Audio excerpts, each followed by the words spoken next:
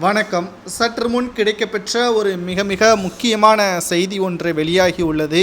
முதல்வர் ஸ்டாலின் மீது நடவடிக்கை எடுப்பதற்கு உளவுத்துறை மூலமாக ரகசிய தகவல் திமுகவிற்கு வந்திருப்பதாகவும், இந்த தகவல் தற்பொழுது சென்னையில் நேற்று நடைபெற்ற வான்வெளி சாகசத்தின் பொழுது சுமார் 7 நபர்கள் உயிரிழந்திருக்கிறார்கள். ஒட்டுமொத்தமாக திராவிட முன்னேற்ற கழகத்திற்கு மிகப்பெரிய ஒரு அவமானமாக பார்க்கப்படுகிறது.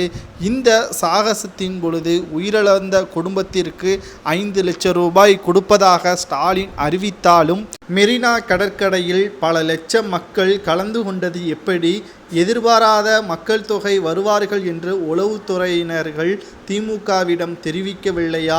இதனால் மக்கள் பாதிப்புக்கு உள்ளாகியிருக்கிறார்கள். சுமார் 42 நபர்கள் மூச்சு திணறலின் காரணமாக மருத்துவமனையிலும் அனுமதித்திருக்கிறார்கள். இதற்கெல்லாம் முதல்வர் ஸ்டாலின் தான் காரணம். அவர்கள் மீது நடவடிக்கை எடுக்க வேண்டும் என்று தற்பொழுது புகாரும் கொடுக்கப்பட்டுள்ளது. முதல்வர் ஸ்டாலினை பொறுத்தளவிற்கு தமிழகத்தில் நடக்கக்கூடிய நிகழ்ச்சிகள் அனைத்தும் திமுகவிற்கு பெருமை தேட வேண்டும். அப்படித்தான் கார் பந்தயமாக இருக்கட்டும், அதற்கு முன்பாக நடந்த பல்வேறு நிகழ்ச்சிகளாக இருக்கட்டும், இது தமிழகத்திற்கு பெருமை தருவதாக இருந்தாலும் அதே பட்சத்தில் பல உயிரிழப்புகளும் ஏற்பட்டிருக்கிறது.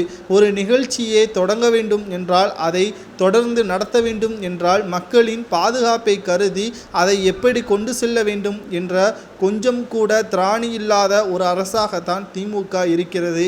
அதில் எப்படி ஊழல் செய்யலாம், அதில் இருந்து எப்படி பல கோடிகள் வருமானம் பெறலாம் என்பதை மட்டும்தான் கணக்கு வைத்திருக்கிறதே தவிர மற்றபடி ஒன்றும் திமுகவால் செய்ய முடியவில்லை என்ற பல குற்றச்சாட்டுகளும் முன்வைக்கப்பட்டு வருகிறது.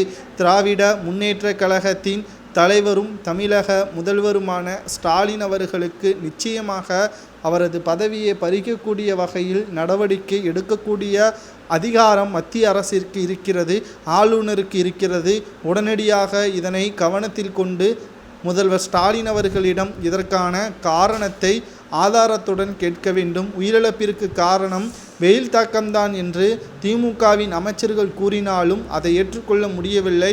முதல்வர் ஸ்டாலின் அவர்களுக்கும் அவரது குடும்பத்தினருக்கும் மற்றும் நிழல் கூடை அமைக்கப்பட்ட திமுக அரசு ஏழை எளிய குழந்தைகளுக்கும் அனைத்து திராவிட முன்னேற்ற கழகத்தின் தொண்டர்கள் கூட இதில் மக்களோடு மக்களாக கலந்து அவதிக்கு உட்பட்டதாக கூறப்படுகிறது. திராவிட முன்னேற்ற கழகத்தின் திராணியற்ற ஆட்சியால் தான் இது நடைபெற்ற இருப்பதாக புகார்கள் எழுந்திருப்பதை பற்றி உங்களது கருத்துக்களை கமெண்ட் வாயிலாக கூறுங்கள். நன்றி, வணக்கம்.